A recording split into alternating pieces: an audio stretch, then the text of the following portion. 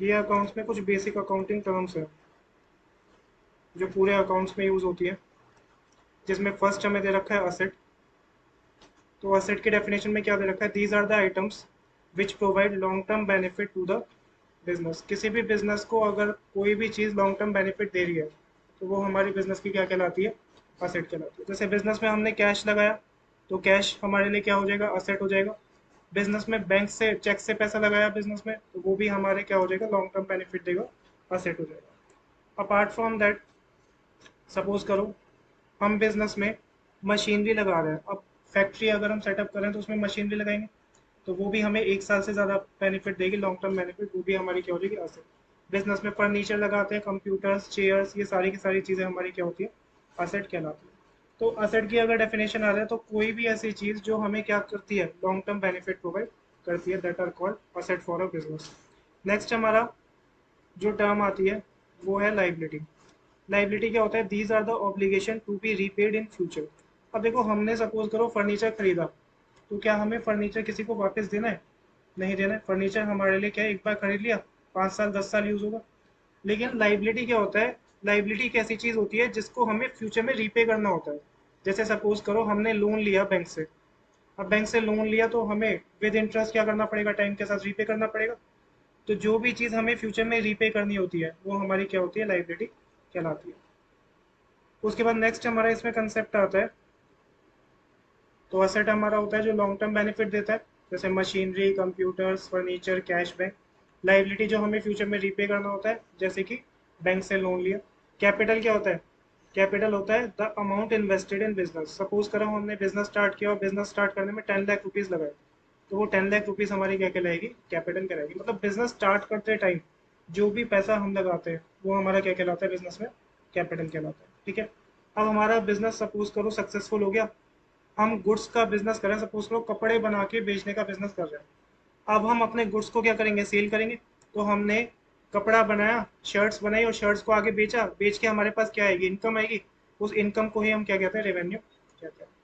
तो सबसे पहले हमने क्या देखा कि असेट हमारी क्या होती है, ऐसी चीजें जो लॉन्ग टर्म बेनिफिट प्रोवाइड करती है, जैसे कि मशीनरी, फर्नीचर, कैश बैंक, वो सब हमारा असेट होता है। फिर लाइबिलिटी, जो भी चीजें हमें फ्यूचर में रीपे करनी होती है, जैसे हमने लोन लिया है तो रीपे करना है, वो हमारी लाइबिलिटी हो गई। उसके बाद हमारा कैपिटल क्या होता है, जो पैसा हमने बिजनेस में इन्वेस्ट किया बिजनेस को स्टार्ट करते टाइम, वो हमारा कैपिटल होता है। जब हम गुड्स या सर्विसेज जो भी दे रहे हैं उसको बेच के हमारे पास जो भी इनकम आई उसे हम कहते हैं अकाउंट्स में रेवेन्यू। एक होता है हमारा यहाँ पर एक्सपेंसेस। एक्सपेंसेस क्या होता है, day to day cost of a business to earn the revenue. देखो जैसे कि हम एम्प्लॉय को सैलरी दे रहे हैं तो ये हमारा खर्चा है, जो भी खर्चे होते हैं वो हमारे क्या होता है, एक्सपेंसेस। लेकिन उन खर्चों से हमें इनकम अर्न करने में बेनिफिट होना चाहिए। ऐसा नहीं कि हमने बिजनेस से पैसे निकाले और रेफ्रिजरेटर खरीद लिया घर का, क्या हमें उससे बिजनेस में कुछ फायदा हो रहा है, नहीं।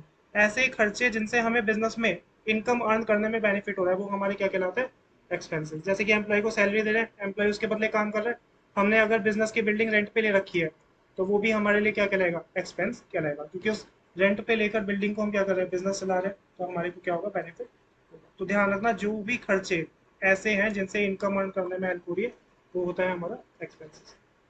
उसके बाद एक टर्म और बता देता हूँ, प्रॉफिट।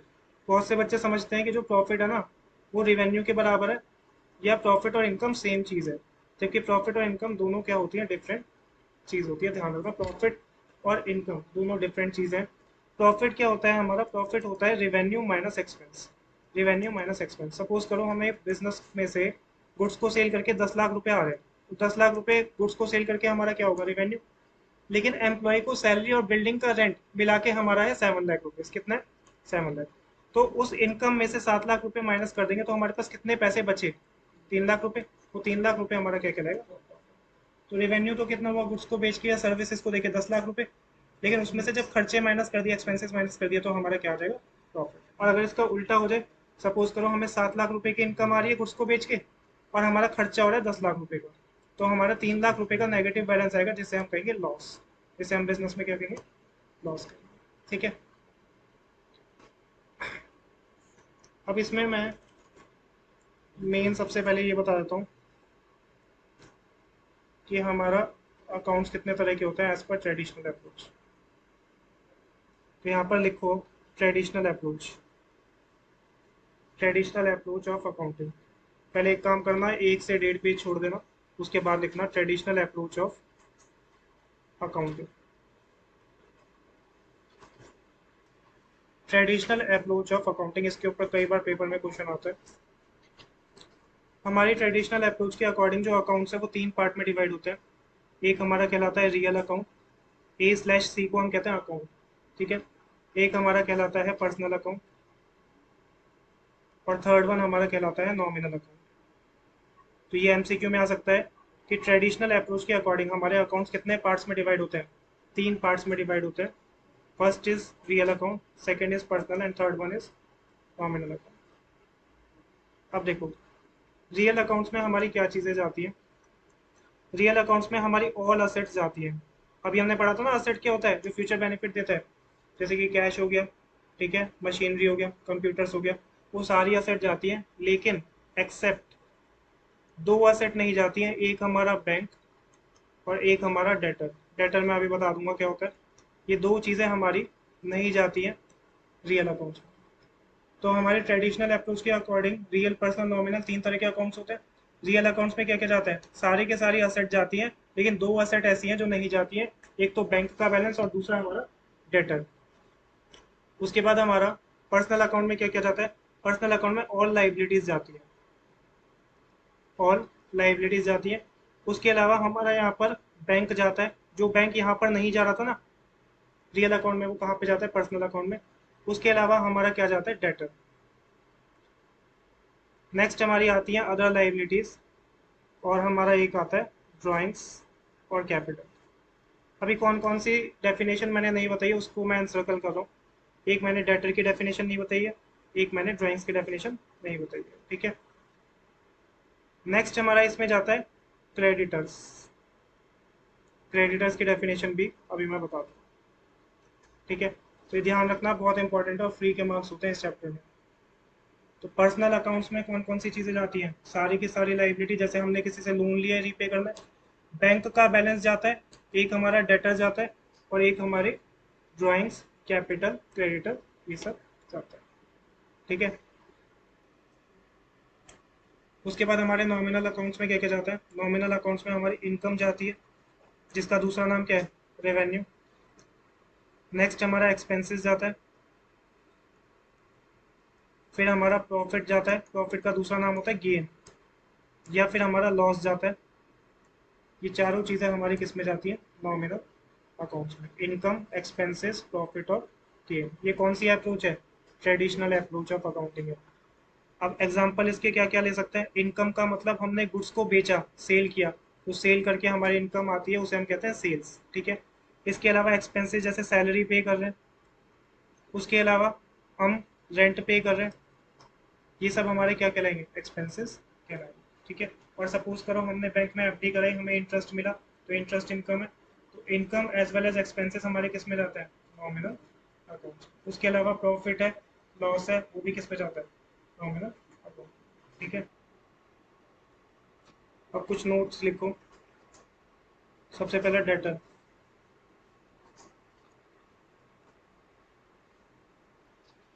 डेटर, डेटर कौन होता है, जैसे सपोज करो मिस्टर ए है और मिस्टर बी है। मिस्टर ए ने मिस्टर बी को क्रेडिट पर सेल करी, 50,000 रुपीज के गुड्स बेचे, ठीक है।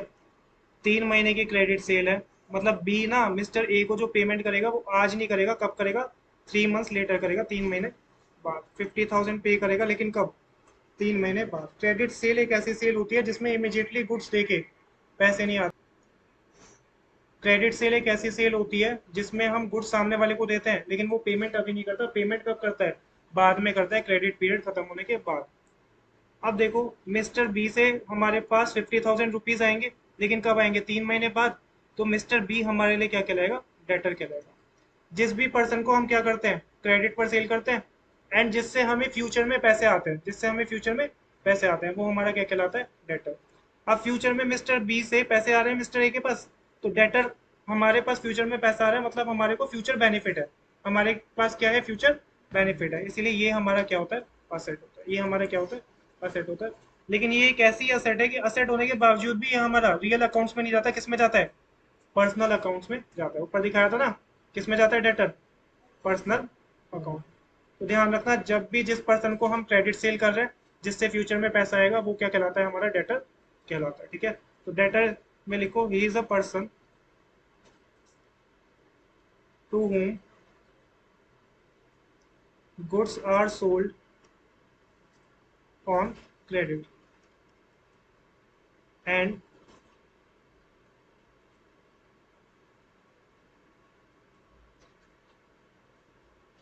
and we will receive amount from him in future। ठीक है, और इसकी नेचर भी लिख लेना, डेटर होता क्या है, असेट होता है। ठीक है, डेटर होता क्या है, असेट होता है। नेक्स्ट हमारा लिखो क्रेडिटर। नेक्स्ट है हमारा क्रेडिटर। क्रेडिटर के केस में क्रेडिट सेल नहीं होती है, बल्कि क्रेडिट पे परचेज होती है। जैसे मिस्टर ए है, मिस्टर बी। इस बार मिस्टर ए ने मिस्टर बी को गुड्स बेचे नहीं है, बल्कि मिस्टर बी से क्रेडिट पे परचेज करें सेम 50,000 रुपीज़ के गुड्स। इसका मतलब मिस्टर ए को इस बार पैसे आएंगे नहीं, क्योंकि गुड्स खरीदे खरीदे तो पेमेंट करेंगे। मिस्टर ए क्या करेगा, पे करेगा to mister B. Again 3 months का क्रेडिट पीरियड है, मतलब पेमेंट कब होगी, 3 महीने बाद। अब मुझे एक बात बताओ, हमने इस बार गुड्स खरीदे और फ्यूचर में हम मिस्टर बी को पेमेंट करेंगे। इसका मतलब आज हमने गुड्स खरीद लिए, हम फ्यूचर में पे करेंगे, मतलब हमारा ऑब्लिगेशन टू पे है। फ्यूचर में जैसे बैंक लोन लेते हैं, फ्यूचर में पे करते हैं, ऑब्लिगेशन टू पे है। तो इस बार हमारे लिए मिस्टर बी क्या बन गया, क्रेडिटर बन गया। तो क्रेडिटर कौन होता है, जिसको हम क्रेडिट पर बेचते नहीं है, जिससे हम क्रेडिट पे क्या करते हैं, खरीदते हैं, और फ्यूचर में जिसे हम क्या करते हैं, पेमेंट करते हैं। तो लिखो creditor is a person from whom goods are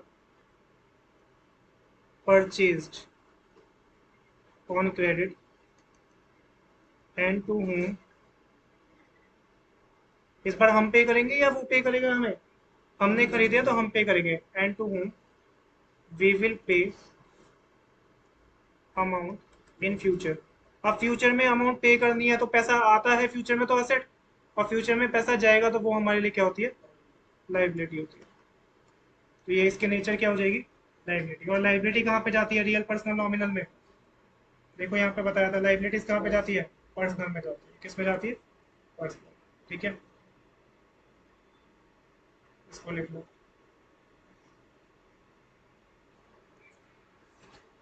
उसके बाद नेक्स्ट हमारा इसमें आता है ड्राइंग्स। हमने बिजनेस से कैश विड्रॉ किया, हमने बिजनेस से क्या निकाला, कैश, या फिर हमने बिजनेस से क्या निकाले, गुड्स। बिजनेस से कैश या गुड्स को हमने विड्रॉ किया, लेकिन हमने अपने घर के लिए यूज कर लिया, मतलब हमने उसका यूज कैसे किया, पर्सनल यूज। बिजनेस से पैसे निकाले, हमने घर पे अपना लैपटॉप खरीद लिया। बिजनेस से पैसे निकाले, हमने क्या किया, घर की कोई चीज खरीद ली। या बिजनेस के गुड्स हमने निकाल के कहाँ पे यूज कर लिए, अपने घर पे यूज कर लिया। तो पर्सनल यूज की चीजें हमारी क्या कहलाती है, ड्राइंग्स कहलाती है। तो इसमें लिखो गुड्स या कैश विदड्रॉन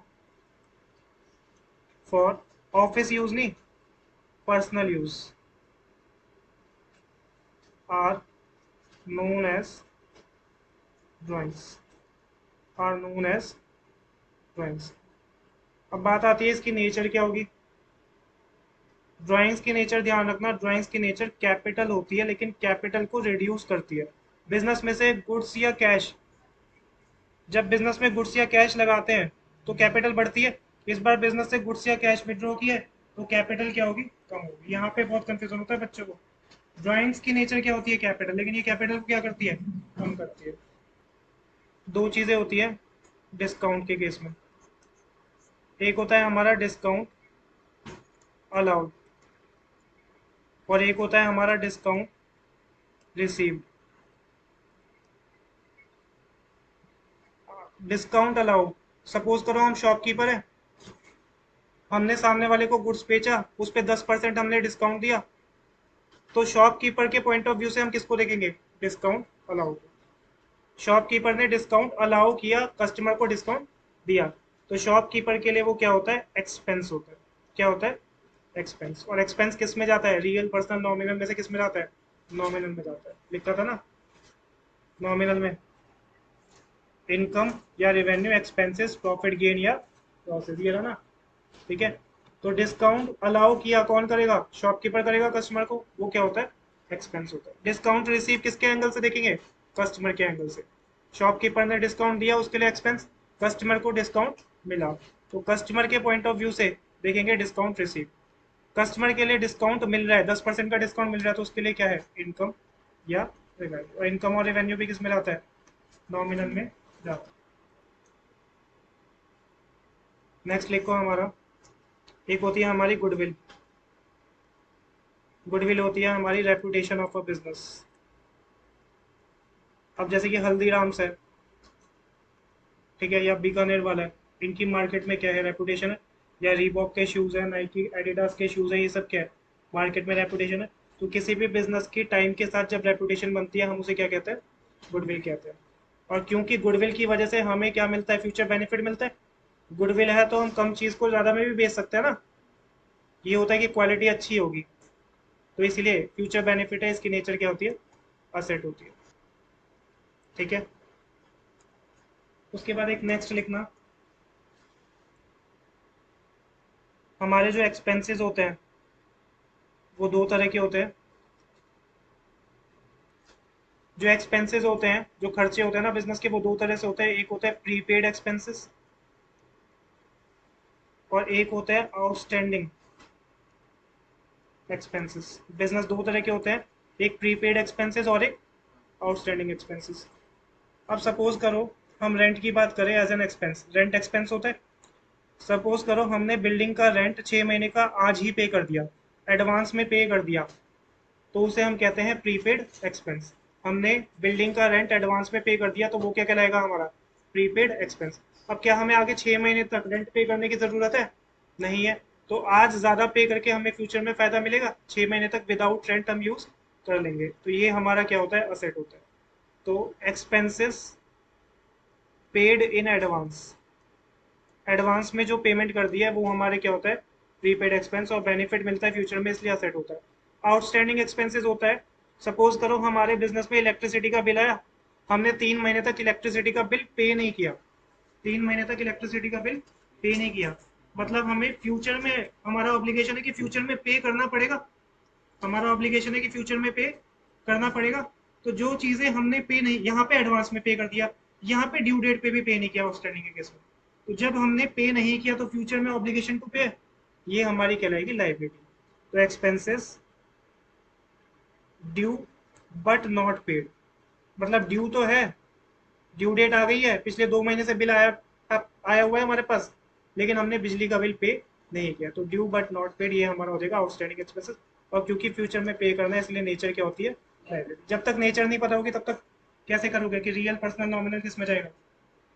अब मैं एक चीज़ और बता देता हूँ, किसी भी वर्ड के आगे अगर लिखा हो पेएबल, जैसे रेंट के आगे लिखा है पेएबल, या सैलरी के आगे क्या लिखा है?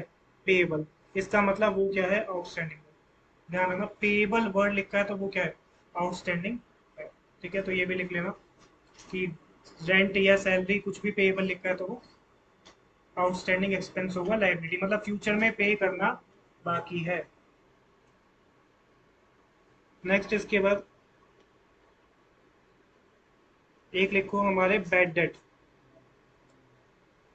बैड डेट, या कभी कभी लिखा होता है बैड डेट रिटर्न ऑफ, या तो बैड डेट या बैड डेट रिटर्न ऑफ। अब मुझे एक बात बताओ, मैंने एक डेटर की डेफिनेशन बताई थी कि हमने क्रेडिट पर सेल किया, ए ने बी को क्रेडिट पर सेल किया, 3 महीने की क्रेडिट सेल है और 3 महीने बाद 50,000 रुपये आएंगे बी से। अगर वो 3 महीने बाद भी 50,000 रुपये पे ना करे, 3 महीने बाद भी बी 50,000 रुपये पे ना करे, तो वो जो हमारे पैसे थे ना 50,000, वो डूब जाएंगे। वो हमारे 50,000 रुपये क्या होंगे? डूब जाएंगे। हमने तो गुड्स दे दिए, बी ने पैसे नहीं दिए, अगर 3 महीने बाद भी ना दे तो हमारे पैसे डूब जाएंगे, जिससे हम क्या कहते हैं? बैड डेट कहते हैं। ठीक है, तो बैड डेट हमारा एक तरह से एक्सपेंस होता है या लॉस होता है। तो लिखो amount not recoverable from debtor, जो पैसा डेटर से नहीं आ पा रहा है। Amount not recoverable from debtor is bad debt.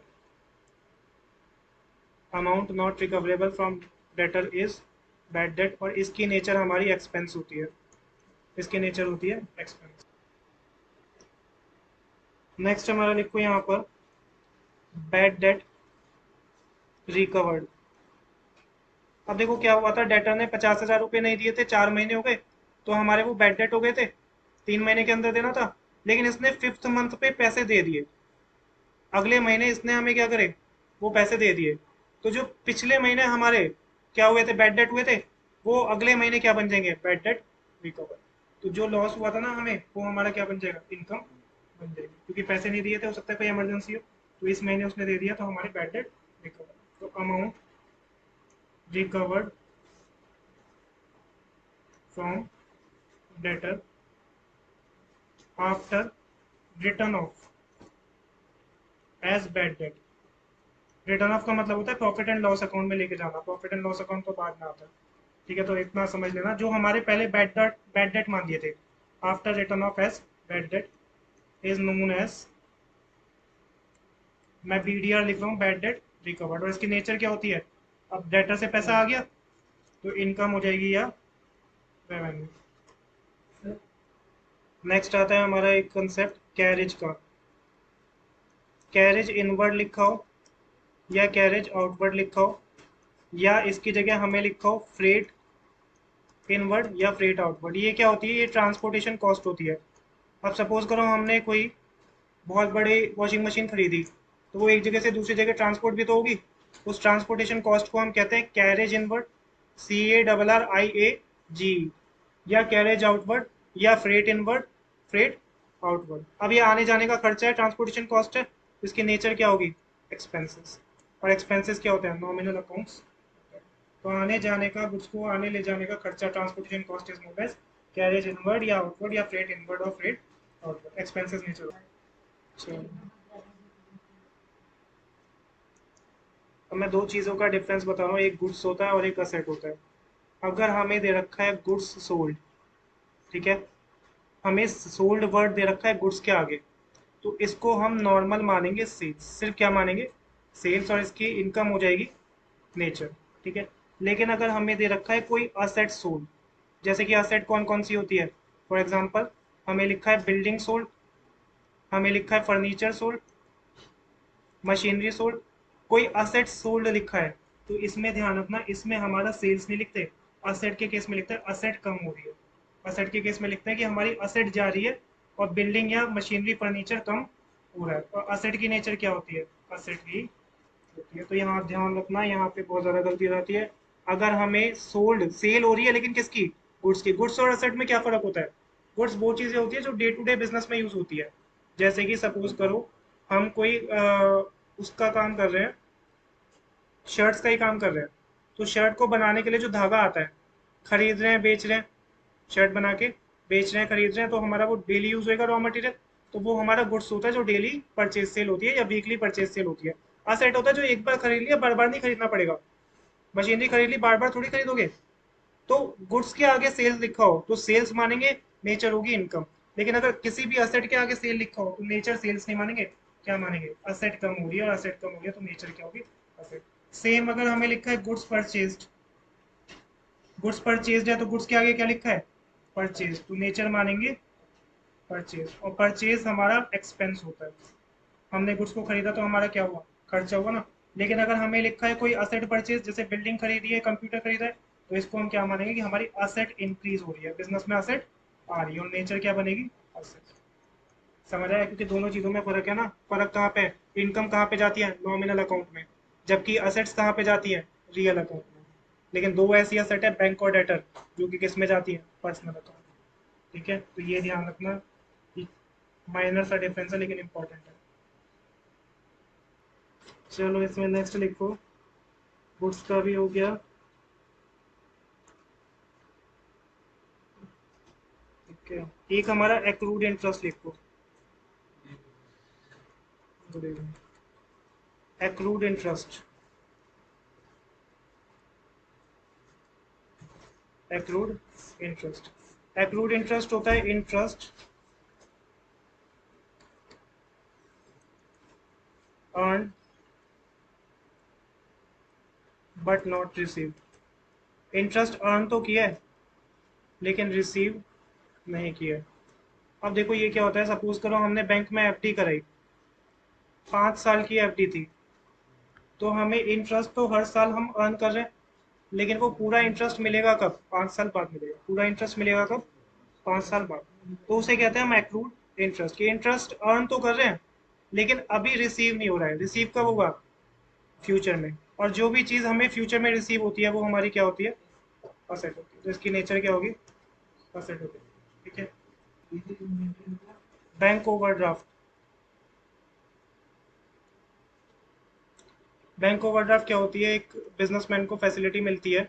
Suppose करो उसके बैंक अकाउंट में है 20 लाख रुपीज़, लेकिन ना उसको 30 लैक्स की ज़रूरत है। ठीक है, 20 लैक्स अवेलेबल है, रिक्वायरमेंट कितने की है? 30 लैक्स की। तो जो बिजनेसमैन होता है ना, उनका एक अकाउंट होता है करंट अकाउंट। तो करंट अकाउंट होल्डर्स को ये फैसिलिटी मिलती है कि आप 30 लैक्स बैंक के अकाउंट से निकाल लो। हैं 20 लैक्स, निकाल लो कितने? 30 लैक्स। और जो 10 लैक्स आपने एक्स्ट्रा निकाले उसको आप बाद में रीपे कर देना अलॉन्ग विद इंटरेस्ट। तो उसे हम कहते हैं बैंक ओवरड्राफ्ट। तो क्योंकि हमें 10 लाख रुपए एक्स्ट्रा निकाले फ्यूचर में रीपे करने, तो ये हमारी क्या होती है?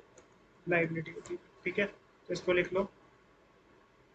बैंक ओवरड्राफ्ट, मैं बैंक ओडी लिख रहा हूँ, is a facility to overdraw the amount, to overdraw the amount in excess of availability in account। Overdraw कर सकते हैं जितना अकाउंट अकाउंट में पैसा है उससे ज़्यादा।